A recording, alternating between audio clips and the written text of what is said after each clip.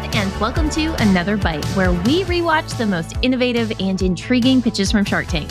I'm Jorie, and I'm joined by Ariel. Hi. Ariel, is a baby shower always necessary?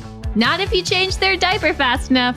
Today's product aims to alleviate parents' real heartache and change the world, one bare bottom at a time. But will the sharks love this product, or is it a real stinker? All that and more after this brief message.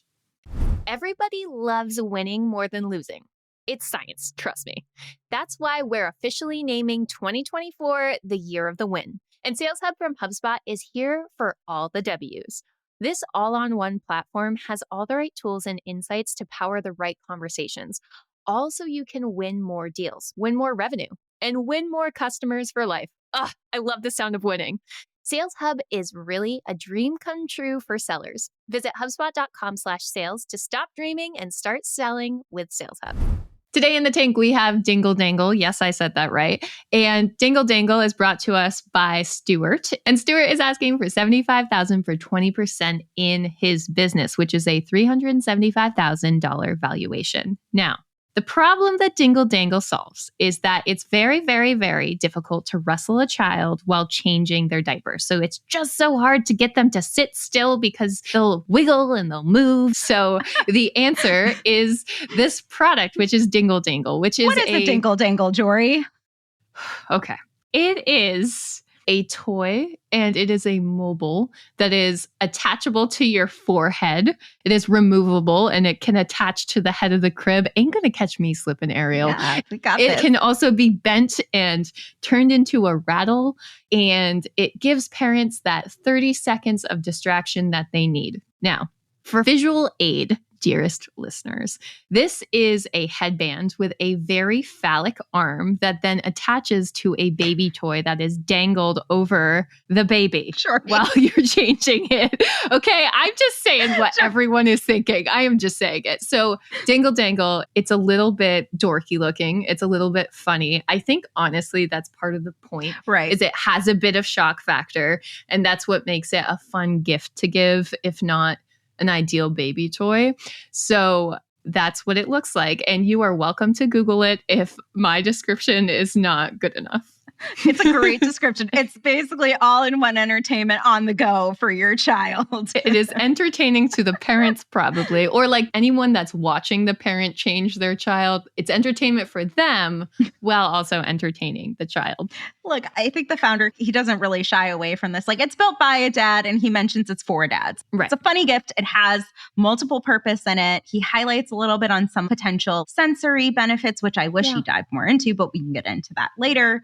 Yes. But it's just a very silly looking device. I think that's the one thing, but I did like about it is the fact that you can detach it and put it on a stroller. Yeah. You can create it into a rattle for your child. So you don't have to do the thingamabob on your forehead type thing, like there's multiple uses for the product. But I think for me, where it falls a little short really lies in the marketing here. And I think this founder is focused on that one use case of like, hey, I want to make this into a gift, not necessarily a sensory kind of product, where I think if he leaned in more towards a sensory product, partnered with some like occupational therapists to get their thoughts on things and introduce different age appropriate sensory products, that would probably be a little bit of a stronger selling pitch for me, instead of when he veered off towards, let's license this for sports teams. Like it just felt a little bit everywhere.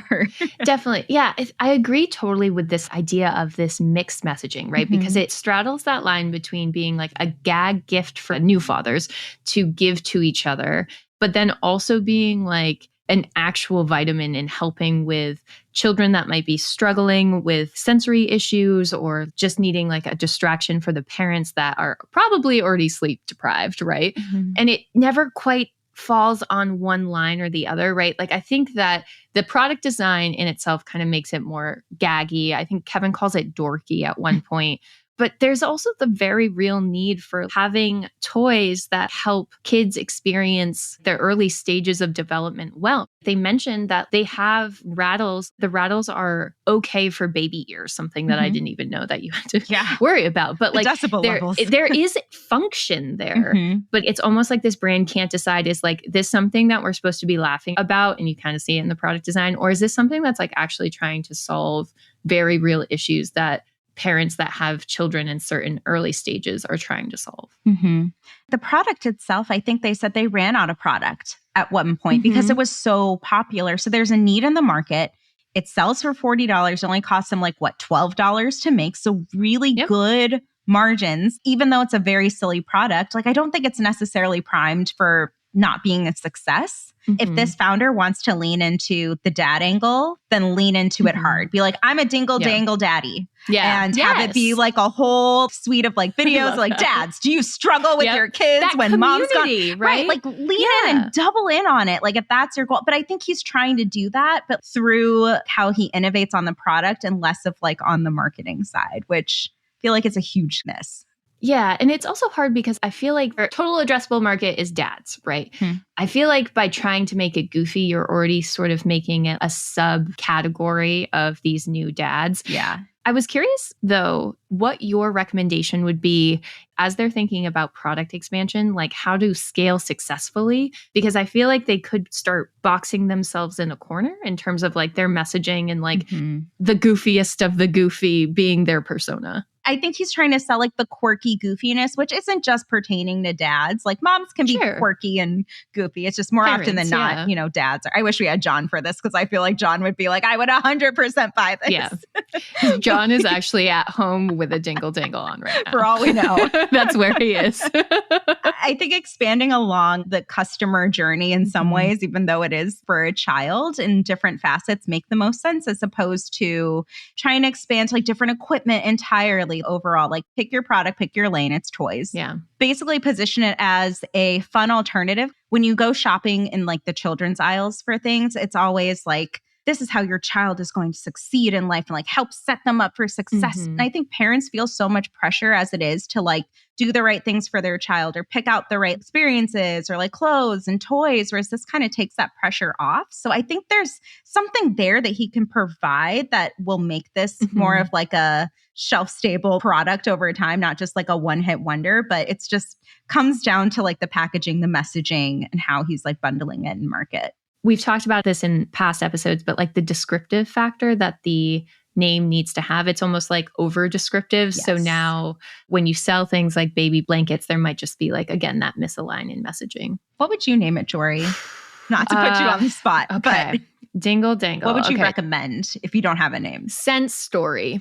Ooh. So like a play on sensory, like that's the like real value add here. Again, they're not really going that way. They're going more towards like the dad angle. But if they were really focused on like everything about this rattle is going to help your child, whether they're getting changed, whether they're in the stroller, whether they're on the ground and they need something to play with, like I think that that would be probably top of my head the first thing, just because then that opens up a whole new angle of like every sensory child product. It's not just for babies that need their diaper changed, but it's like it could grow with you. And I'm very like pro names that have companies that can grow with you as you, whatever life cycle stage you're in. And I think that this is a company that like with baby toys, you could expand in so many different areas. Your brand needs to be reflective of that almost in an all-encompassing way while still being sort of descriptive. So that's where I'd go. I love that Sense story because then it could even tie into the comic book angle that they're going after. Story. Yeah, this is the Sense story of like how Super Dad was able to like save the day. Exactly. Like that could be so cute. I love that. You're so clever, Jorie. What would you name it? I don't Dingle Dangle Dads. I think you got to lean into the humor. You got to lean into the silly. If that's going to be your persona and your brand, like go for it. Like make it into a whole dad empowerment. Make it a fun community. Like lean into like maybe the single dad angle where there's a lot of single dads that don't have a lot of community and like support. This could also be a great opportunity to like position your product, but also tap into some needs there within the community that exists. You don't have to feel alone because you're actually a super dad, right? Like I love that. Yeah. Like going into the vulnerability there. Yeah, for sure. Everyone's vulnerable when there's a diaper down. I think he was going for Mark and potentially like Damon trying to get that licensing play. And it's too bad because we had this guest shark, Candace, and she really wanted to learn more about like how this was solving for sensory issues. I think that's probably a huge market. And unfortunately, this founder really lost her by like kind of veering off. She couldn't really associate with the vision. And that was the shark that probably could have sealed the deal or like this founder could have made a deal with because it becomes really clear as this founder is starting to talk profitability. that they're currently not profitable. Yeah. They're losing money because they're essentially taking all of their profit and reinvesting it in inventory. But then sometimes they're not selling out like they did in 2022, made $67,000 and ran out of product in 2 months. So clearly there's demands there, but they're not scaling at a rate that is going to let them be successful over time. So, like Mark, Kevin, Damon, Lori, the people that would be into more of that licensing scale play, not into it. But he almost had Candace with this idea of like sensory issues, like really leaning into early childhood development, because you're so right. Like parents have immense pressure to just do everything correctly. Right. And I think that this solves for that need in the market. Or even like a B2B play that she hints at. Like nurseries, right? Daycares. Daycares. I think there could be a lot people of that are buying a lot of baby products, because like this is only going to solve for a parent during a very specific time. But there are businesses that are specialized in this time of a child's life. So they're going to need to buy multiple Dingle Dangles. Ultimately, though, the sharks were not sold on the Dingle Dangle, left them dangling. So there was no Shark Tank deal that was made initially. Wait, is there more? There's more. So this was like the plot twist of this episode, because all these sharks went out. We had that awkward moment where the founder's like, are you sure? I'm trying to sell for it. And one of the biggest plot twists, I feel like, in Shark Tank history, Kevin changed his mind. Royalties. He was like, okay, royalties. I could be convinced. Of course he can. Show him the money. Kevin can be convinced to take almost any risk with those margins, it makes sense. He's not wrong. Yeah, right. And so Kevin comes back in and agrees to $75,000 for 20% and wants $1 a unit. And suddenly it's a deal, right? Plot twist again, 2.0. Stuart hadn't been paying attention to the deal, and Kevin meant into perpetuity, and Stuart thought there was a cap. So then no deal. And they go back and forth for a bit. And then suddenly, plot twist number 3, there's a deal again. They settled for $75,000 for 20% and $1 per unit up to $300,000. So it was a lot of back and forth, dingle and dangling when it comes to making a deal. I'm surprised that this product got a deal, honestly. I don't know about you, Jorie, but like I feel like we've seen products that have had more sales in pre-sale that have been told no versus this. So it was a very interesting journey. Very interesting. Sometimes you never know who's going to walk away with a Shark Tank deal.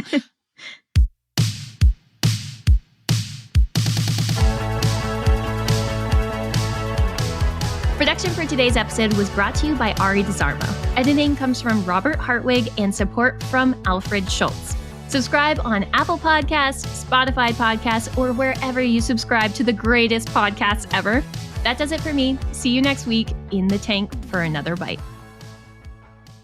Everyone is looking for help in sales, yet so few people are willing to give it. That's why I want to tell you about the podcast Surf in Sales, brought to you by the HubSpot Podcast Network. Hosts Richard Harris and Scott Leese have teamed up to bring their best advice for sales reps and leaders so sales professionals can be the best at their craft. Each episode is a hilariously honest, irreverent, and insightful conversation about what they see salespeople doing right and what they see them doing wrong. And yeah, there will be the occasional surf story as well. So if you hate buzzwords, but you love 100% transparency, you'll love Surf in Sales. Listen to Surf in Sales wherever you get your podcasts.